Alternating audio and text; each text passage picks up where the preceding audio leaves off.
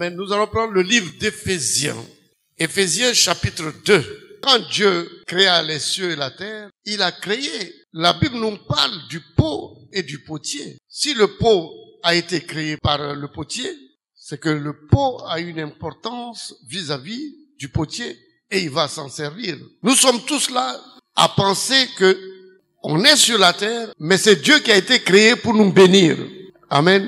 Et qui doit nous donner tout ce que nous voulons. Mais nous ne pouvons pas imaginer que Dieu aussi a besoin de nous. Et nous ne pouvons pas nous imaginer que Dieu veut tirer un profit de nous. Tirer un profit de la terre. En fait, on ne voit pas l'évangile de ce côté-là.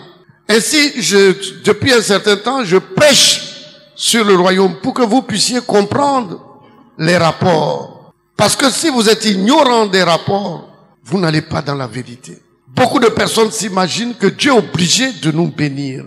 Il est obligé. C'est son devoir. Mais peu de gens savent que Dieu aussi, il a besoin d'être béni aussi sur la terre. Dieu a besoin de recevoir. Toi, tu as besoin de recevoir. Alors si tu comprends ce mystère, c'est à partir de là que tu vas collaborer avec Dieu. Parce que Dieu, ce qu'il cherche, c'est une collaboration entre lui et nous. C'est une marche ensemble. Mais c'est ce qu'il a prévu. Et tu penses que tu es béni. Maintenant, je te dis que Dieu veut pas que tu sois béni en dehors de lui. Et Dieu aussi voudrait recevoir la bénédiction en même temps que toi tu reçois la bénédiction. Quelqu'un dit à son voisin, c'est un mystère. Oui, c'est un mystère. Il y a des mystères dans la Bible. On ne voit pas la manière que Dieu voit.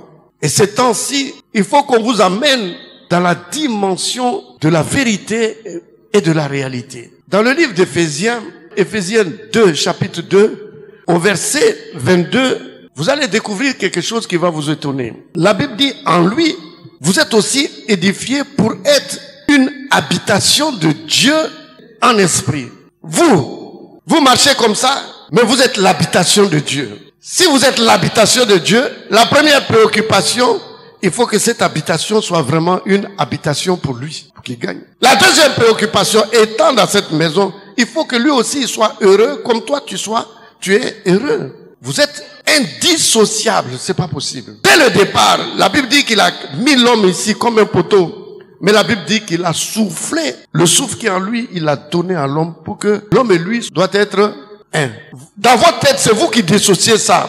Mais dans la tête de Dieu, c'est pas dissocié, hein. Ainsi, hier, je vous ai dit, il a dit d'abord, allez-y vous marier pour apprendre à être un. Moi, quand vous marchez, je suis un avec vous. Donc, si tu es béni, il est béni. Si tu es triste, il est triste. Si tu vas faire une affaire, c'est lui qui fait l'affaire.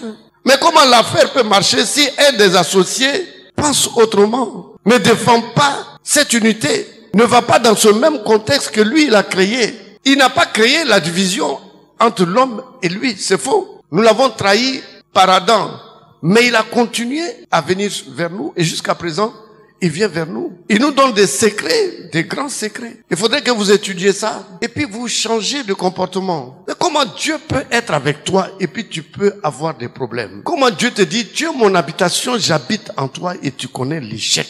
Cessez de dire, Seigneur, donne-moi une maison, donne-moi. Cesse de parler comme ça. Ce n'est pas bon. C'est égoïste. Dis à Dieu, cherchons une maison, associe-le. Pourquoi tu veux pas l'associer?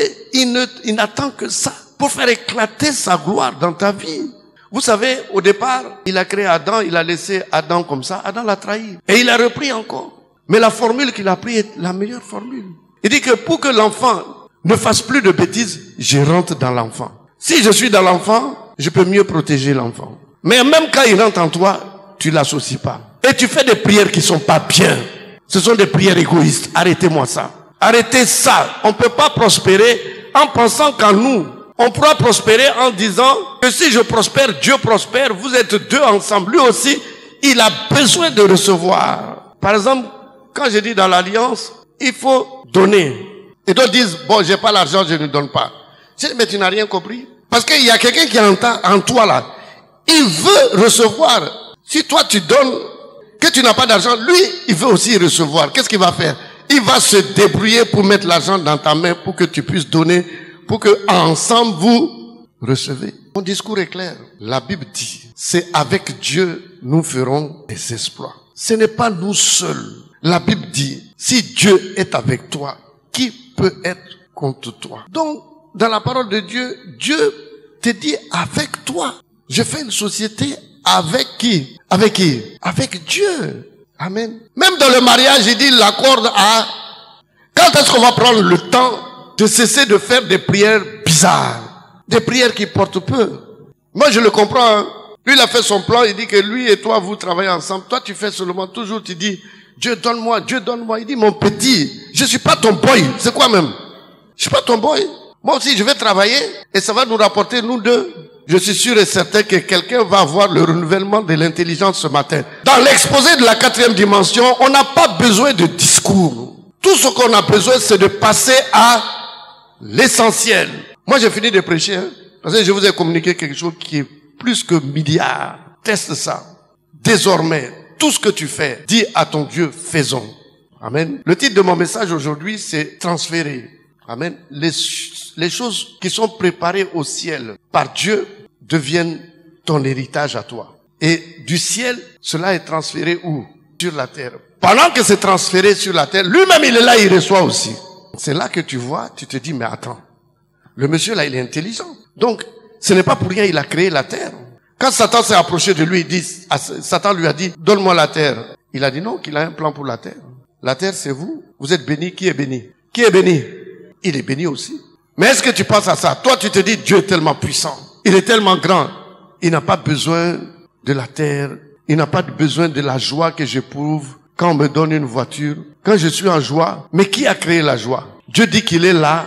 La joie lui-même. Amen. Donc, je m'imagine que si toi tu es en joie, Dieu est en joie, mais Dieu prend un grand plaisir à ce que tu sois en joie. Dieu n'aime pas les problèmes. Dieu n'aime pas les tracas. Il n'aime pas la honte, il n'aime pas l'humiliation. Mais si tu n'es pas avec Dieu, dans le monde on dit que la nature a horreur du vide. Qui va venir s'installer? C'est le diable. À partir d'aujourd'hui, il n'y aura plus de vide dans ta vie.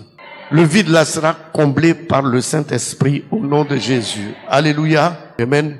Changeons d'approche. Changeons de façon de penser. Changeons de méthode. Quand ça marche pas trop à gauche, Jésus a dit, passe de l'autre bord. Essaye autre chose. Et moi, Papa Kodjo, je suis venu te proposer une autre méthode. Essaye ça aussi. Et regarde, réfléchis. Vous avez un Dieu qui vous aime tant, qui rentre en vous. Et il marche avec vous. Quand tu manges, il mange. Quand tu es dans la voiture, il est dans la voiture. Quand tu bâtis une société, il est avec toi. Quand tu te maries, il est là aussi, il se marie avec toi. Mais qu'est-ce qu'on peut demander de plus que ça? Mais ça demande une nouvelle organisation, une autre façon de s'approcher de Dieu. Votre prière, la formulation n'est pas bonne, n'est pas bonne. Vous n'allez pas dans la perspective du partage avec lui. Or lui, il veut partager avec toi. Amen. C'est ça qu'on appelle l'amour. Lui veut partager avec toi, c'est l'amour. Mais toi, tu veux qu'il te donne et lui, il est en dehors de ça. Il dit non, mon enfant, je suis dans le système. Essayez. C'est tellement simple. C'est trop simple. Toi, tu peux pas croire à ça. C'est l'évangile, là, il y a des mystères quand on te donne. C'est tellement simple que tu vas dire non, c'est pas possible. C'est ça seulement. Et moi, je te dis aujourd'hui, ce n'est que ça. Mais pour mettre ça en pratique dans vos vies, c'est pas facile. Tous les jours, je sors. Papa, on sort ensemble. Tous les jours, je fais quelque chose.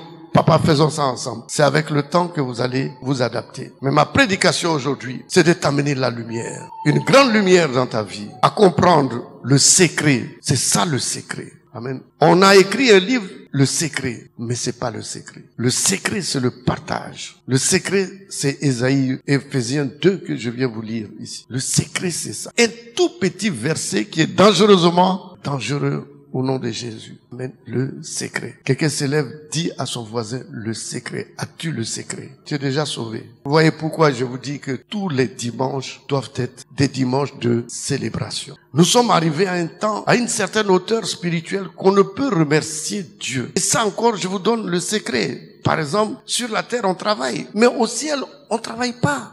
On n'a pas besoin de travailler là-bas. Pourquoi? Parce que ton Dieu, il a tout fait. Il a tout fait. Tout ce qui reste à faire, c'est seulement de le louer et de l'adorer, de le remercier. Il n'y a pas de travail là. C'est ainsi, il dit que nous sommes un sacerdoce royal qu'on doit exercer au ciel. Le ciel est à notre portée. Quand tu quittes ici, tu vas là-bas. Ici, et le ciel ici n'est pas meilleur que le ciel. Je te pose une question et pose ça à ton voisin. Et je voudrais avoir la réponse. Si ici était meilleur que le ciel, où allait se trouver Dieu?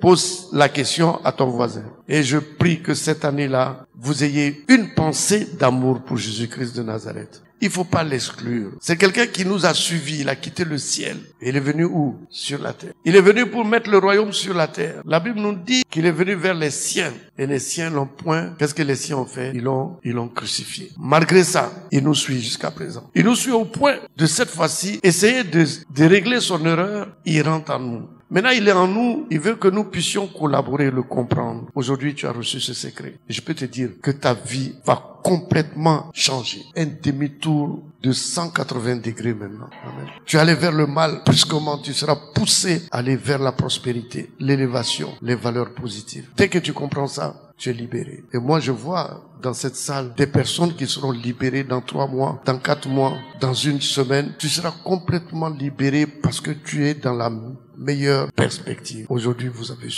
avez su quelque chose d'important. Dès demain matin, appliquez ça. Mais ce qui va garantir que Dieu reste avec toi, continue, rentre dans l'alliance. Mets ça dans un cadre juridique spirituel. Faut jamais oublier ça. Bousculer, rentrer dans l'alliance. Je vais prendre le verset 19 pour vous. Il est marqué, ainsi donc, vous n'êtes plus des étrangers, ni des gens du dehors. Éphésiens 2, verset 12. Ce matin, je vous parlais de ça. Il n'est pas bon d'être au dehors. Et la Bible dit que vous n'êtes pas des gens du dehors. Rentrez dans l'alliance. Ni des gens du dehors, mais vous êtes des concitoyens, des saints, des gens de la maison de Dieu. C'est là, ce que je vous donne là, c'est écrit, c'est simple. La parole de Dieu est tellement simple, les choses sont simples. Une femme qui est au dehors, c'est pas bon. Une femme doit être mariée dans sa maison. Et toi, tu n'es pas les gens du dehors, faut rentrer dans l'alliance. Mais ta relation avec Dieu dans un cadre juridique. Comme la femme, le concubinat n'est pas bon, mais il faut rentrer dans un cadre juridique pour être réellement protégé. Vous êtes libérés. Vous pouvez pas avoir cette révélation et être dans la misère. C'est pas possible. C'est pas possible. C'est écrit dans la Bible. Ce sont des choses très très simples que je vous dis. J'essaye au maximum possible de simplifier les choses pour que vous puissiez les appréhender. Ce n'est pas le fait que je vais taper ma poitrine parce que je connais ça. Mais si moi je connais ça que vous pouvez pas vous en servir. Ça sert à quoi? Ça sert à rien, absolument rien. Dieu m'a pas mis ici pour me glorifier, mais il m'a mis ici pour que vous soyez glorifiés en lui. C'est vrai ou c'est faux? C'est à cause de ça que je vous dis, plus jamais de ta vie tu vas souffrir.